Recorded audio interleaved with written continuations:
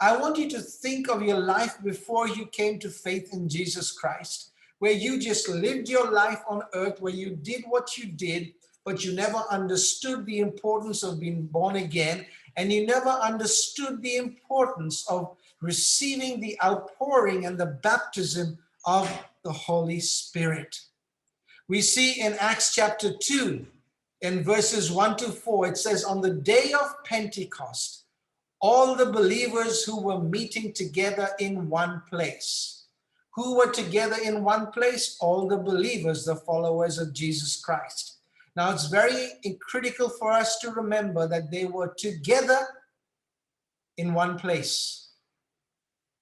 Something supernatural happens. In verse 2, it says, suddenly there was a sound from heaven like the roaring of the mighty windstorm, and it filled the house where they were sitting.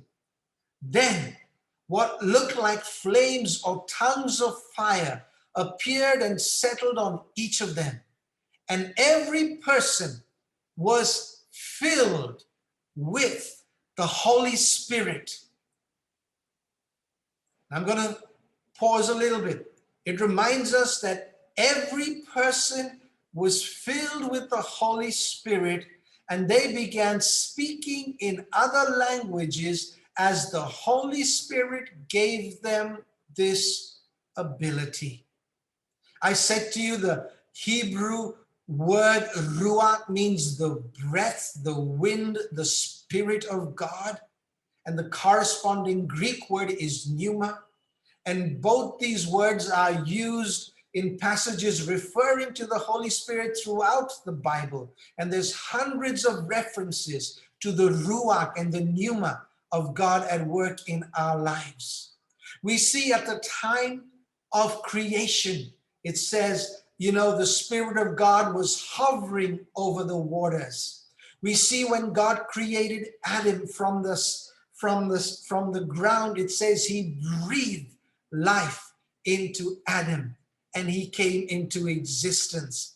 We see in the Old Testament the work of the wind of God working and helping the people of Israel many, many times.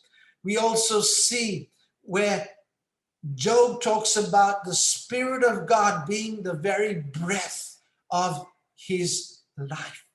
And so I want us to understand in this Pentecost Sunday, as we journey through life, as we go through its ups and downs and its challenges, the significance, the importance, the power of us receiving the breath of God, living under the breath of God, and experiencing the power, the pneuma of the work of the Holy Spirit in our lives every moment of our lives.